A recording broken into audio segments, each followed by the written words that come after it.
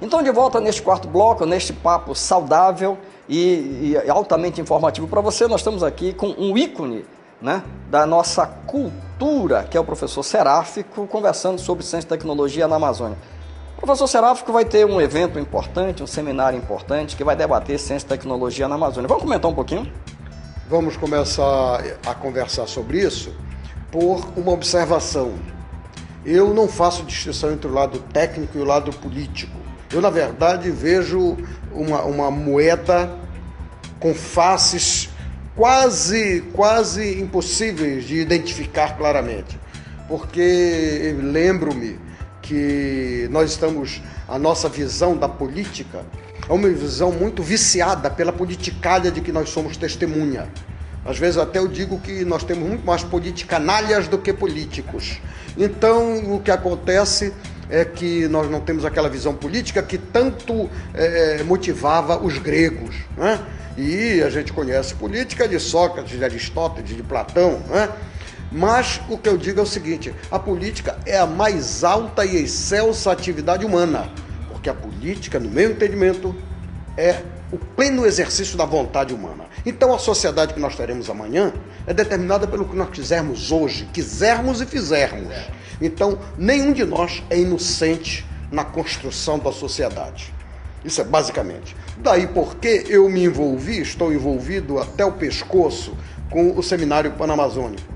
Eu, por exemplo, pessoalmente, a minha instituição, a instituição que eu represento, não acreditamos na possibilidade de deslindar, desvendar e resolver os problemas amazônicos sem uma visão de Panamazônia.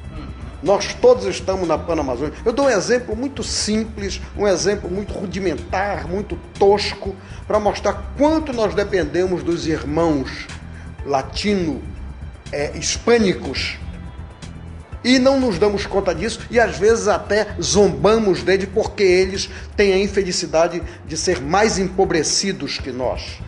Empobrecidos materialmente, eu quero dizer. Porque eles não são pobres, eles são tão ricos quanto nós somos. E essa necessidade de integração é fundamental para o desenvolvimento. Então, qual é o exemplo tosco que eu dou? Se um governante de um país, nas cabeceiras dos rios que correm para cá, envenenar a cabeceira do rio, os envenenados seremos nós. Se, como a engenharia já permite, forem desviados os cursos d'água lá nas nascentes dos nossos rios, Peru, Bolívia, que água nos restará? Então, não fosse por solidariedade, não fosse por um sentimento nobre, que fosse ao menos por um egoísmo voltado à sobrevivência. E isso significa inteligência, resolver os nossos problemas, sabendo que temos que resolver os nossos problemas amazônicos, e não o problema do Amazonas, do Pará, do Acre. E, professor, esse é um dos temas que vai ser debatido no encontro. Os temas todos são voltados para essa tentativa de integração. Quando nós falarmos em aproveitamento da biodiversidade, nós estamos abordando a biodiversidade na Panamazônia, na Amazônia continental. Quando nós falamos no desenvolvimento tecnológico, nós queremos relacionar isso com a realidade de cada país inserido dentro desse quadro geral da Panamazônia. Agora, professor, tem um tema que eu tive olhando o prospecto do evento que trata de algo que me incomoda muito. Me incomoda muito porque eu trabalhei quase 20 anos no Distrito Industrial de Manaus. Hoje estou na Universidade Federal do Amazonas e vejo, professor, não sei se o senhor compartilha desse sentimento, uma distância muito grande entre as empresas do Distrito Industrial de Manaus, que nos últimos 12 meses faturaram um pouquinho acima de 41 bilhões, e a própria universidade, que é o local onde se produz conhecimento, também onde se faz ciência e tecnologia. No entanto, eu entendo que as empresas poderiam ter maior lucratividade, poderiam lançar novos produtos, inclusive com um custo menor, de forma mais competitiva, se esses produtos fossem desenvolvidos na universidade. Eu acho que assim todos nós ganharíamos, mas há uma distância muito grande entre o Distrito Industrial de Manaus, as empresas que estão ali, e também a as universidades e faculdades existentes aqui no estado. E o seminário, então, vai debater um desses, né, esse tema, um dos seminários, dos painéis, vai debater esse tema. Como é que o senhor analisa isso? O que o senhor acha que precisa ser feito para a gente mudar essa realidade? Veja bem, isso na década dos 80, no início da década dos 80, do século passado, eu dizia que era um diálogo de surdos. Os empresários acusados pela academia de não quererem nenhuma aproximação com a academia, e a academia dizendo que os empresários achavam que só se produzia lixo na academia. Ou seja, um verdadeiro diálogo de surdos. Quanto mais se gritava, menos se ouvia. Então, cheguei a tentar uma aproximação com um projeto que eu chamei VOE, era no sentido de decolar realmente e voar. Eu não acredito que quem não sonha realize alguma coisa. Eu sou absolutamente avesso a quem não sonha. Aliás, coloco isso dentro dos meus processos seletivos. Quando eu sou o entrevistador, eu tento captar como é que o futuro aparece para o meu entrevistado. Então, isso é uma coisa que precisa ser feita. A academia tem uma contribuição a dar. Não apenas ao empresariado, à indústria, ao setor econômico. Tem uma contribuição a dar ao povo que paga os nossos salários. Isso é base, isso é base. Quem paga o salário do professor é o povo.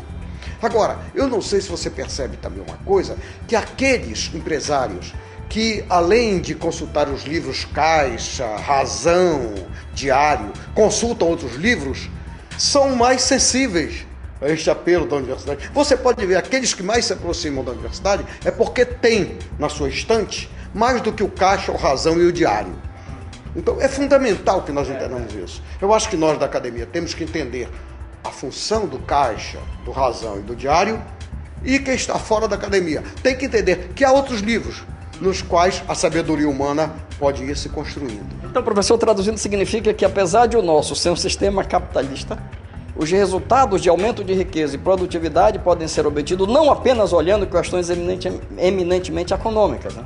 Exatamente, porque o mundo não é só economia. É bem verdade que a prevalência da filosofia do mercado fez muitos incautos e, me permite lhe dizer, muitos que não têm uma compreensão adequada da vida e dos seus fenômenos, acabem por confundir mercado com sociedade. O mercado ocupa uma parte mínima das relações sociais. Há outros tipos de relações na sociedade que não estão dentro das regras de mercado. E quando nós entendermos isso, aí a economia será restituída ao seu papel tradicional de economia política. Através da economia, se fazer valer a vontade da sociedade. E aí, professor, nós temos uma outra questão importante, que o desenvolvimento de ciência e tecnologia aqui na Amazônia, que é o nosso foco, ele vai fazer com que haja um equilíbrio econômico e social dentro do próprio Brasil, né? Porque, por questões históricas, Sul e Sudeste apresenta uma melhor qualidade de vida, uma economia mais desenvolvida, uma infraestrutura até de transporte mais evoluída do que essa que nós temos na Amazônia. E eu acho que aí, agregando valor àquilo que nós já temos aqui em termos de biodiversidade, sem dúvida alguma vai fazer com que a gente desponte aí no cenário internacional cada vez mais como um país que produz, um país que vive, um país que pulsa, um país que faz. E é por isso que, sobre esse tema, no próximo bloco, nós vamos trazer para você um exemplo concreto ainda dentro desse tema importante, que é fazer ciência e tecnologia na Amazônia. Só um instante.